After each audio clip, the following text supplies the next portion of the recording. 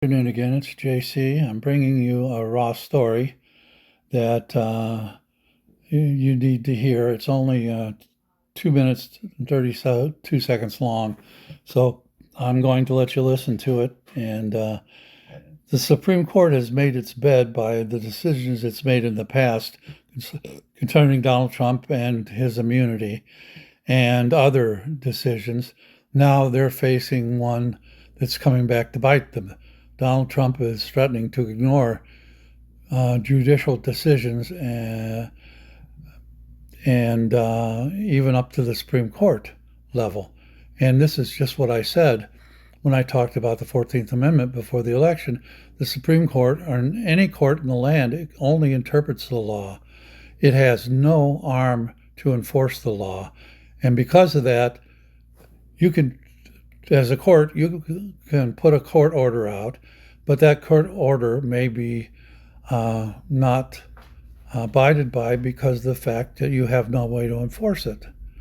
Literally, you can hold people in contempt, you can hold organizations in contempt, but what does that do? They may do a little jail time or they may do fines.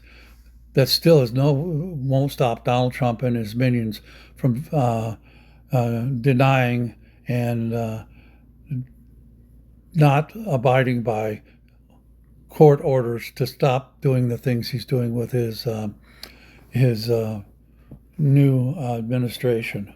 So let's listen to this. Trump reported to be threatening to turn the Supreme Court's biggest fear into reality. Donald Trump is threatening to turn the Supreme Court's biggest fear into a reality, Bloomberg reported on Friday. Trump and his officials have stirred controversy in recent weeks by flirting with the notion that they might defy lawful court orders, especially as it relates to Elon Musk's authority to make changes to the federal government. In an article entitled, "Trump Will Force the Supreme Court to Face Its Biggest Fear Throughout U.S. History," reporter Greg Storr details the historical concerns about presidents potentially ignoring lawful court orders. The judiciary has worried that a president might simply ignore its decisions, according to Storr.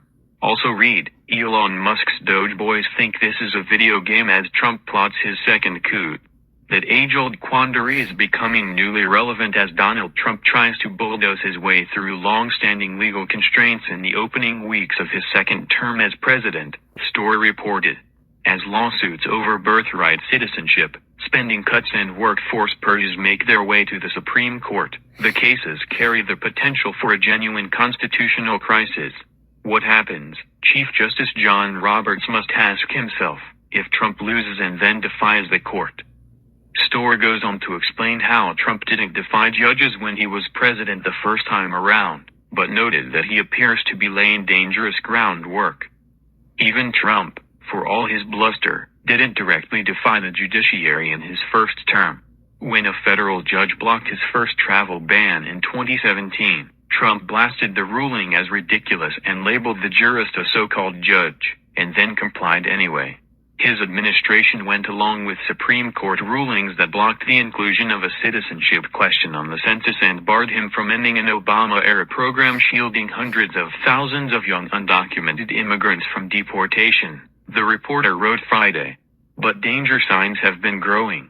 Trump kept trying to overturn his 2020 election defeat even after the Supreme Court unanimously turned away a bid he backed to nullify the results in 4 states. Trump's recalcitrance created a stark contrast with Vice President Al Gore, who 20 years earlier told the nation he accepted the ruling that ended his presidential bid even as he disagreed with it. Read it here. Subscription required. So there, Trump put 3 judges on the Supreme Court, and the Supreme Court, 6 of those judges voted to give him presidential supremacy. And so now that he has it, he thinks he can do anything he wants, and that includes ignoring the court. So the Supreme Court created the Donald Trump that we see now, and he's coming back to eat their lunch. So they're scared shitless. And so they created the monster that's going to destroy their court. And I think that's laughably funny. This country is going to hell in a handbag, and we will never come back out of it.